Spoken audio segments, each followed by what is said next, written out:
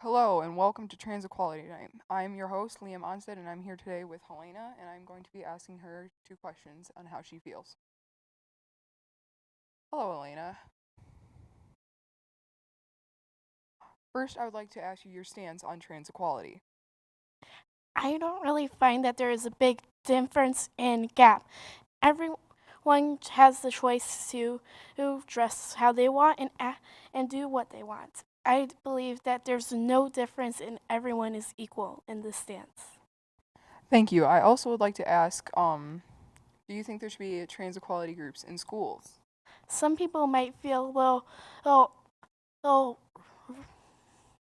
little mad about it because it might be offensive to them because of certain ways to exclude them. But on the other hand, there might be people that feel great about it because there's people that can share common ground about something. Thank you. Have a good night, folks.